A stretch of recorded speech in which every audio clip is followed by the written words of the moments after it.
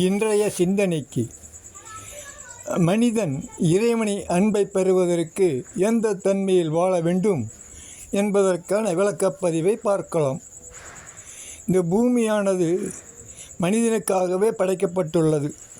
ஆயினும் இந்த வாழ்க்கை என்பது வேடிக்கையானது, விளையாட்டுக்குரியது, நிரந்தரமற்றது, வினோதமானது. எல்லாவற்றுக்கு மேலாக மனிதன் பூமியில் வாழ்கின்ற காலமானது கண்ணிமைக்க நேரம் என்கிறார். அதனால்தான் மனிதனுக்கு இந்த பூமியில் எதுவும் நிரந்தரமில்லை என்கிறார். இத்தகைய நிரந்தரமற்ற இந்த பூமியில் மனிதன் தேர்ச்சி பெற வேண்டும் என்பதற்காகவே மனிதனுக்கு சில கட்டளை விதித்துள்ளார். அவற்றில் ஒன்றை பார்ப்போம்.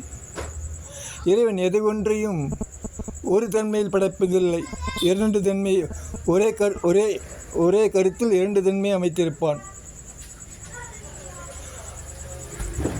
மனித வாழ்க்கை என்பது கர்மாவை அனுபவிப்பது மட்டுமல்ல, அடுத்த பிறவிக்கான கர்மாவையும் உருவாக்கி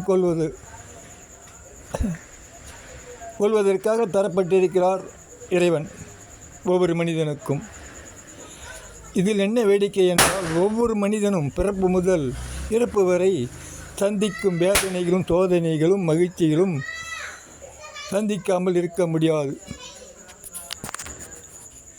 இவை அனைத்தும் அவன் தன்னை மேன்மைப்படுத்திக் கொள்வதற்காக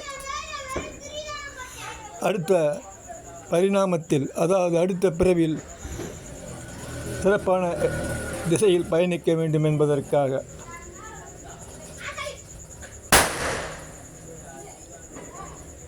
மனிதனுடைய இலக்கு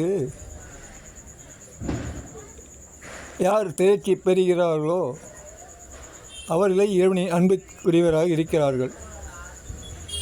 இதை எவ்வாறு அறிந்து கொள்ளலாம் என்றால், மனிதன் மரணிக்கும் போது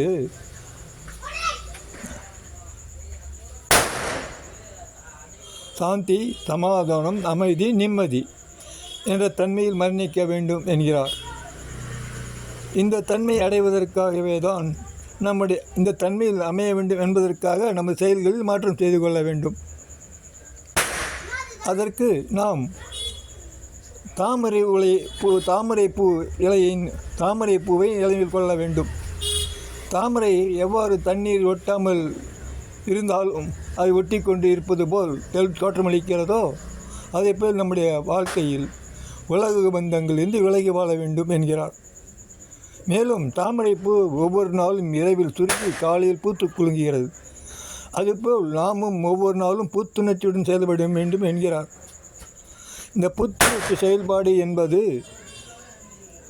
எதன் தன்மையில் அமைந்திருக்க வேண்டும் என்றால், சாந்தி, சமாதானம், அமைதி, நிம்மதி என்ற தன்மையை உருவாக்கி கொள்ளும் தன்மையை பெற்றதாக இருக்க வேண்டும் என்கிறார்.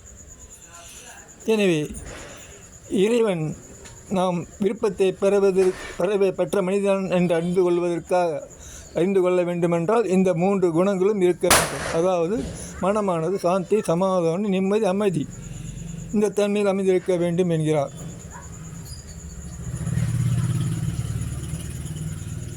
இந்த தன்மையில் வாழ்வதற்கு அவனிடத்தில் அவன் சகிப்புத்தன்மையும் பொறுமையும் கையாள வேண்டும் என்கிறார்.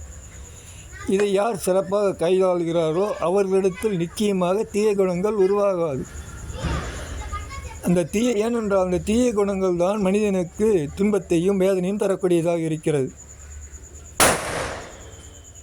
எனவே மனிதனுக்கு சகிப்புத்தன்மையும் பொறுமையும் அவசியம் என்கிறார். இந்த குணங்கள் இரண்டும் இருந்தால் இதே போது மற்ற நற்குணங்கள் அனைத்தும் வந்துவிடும்.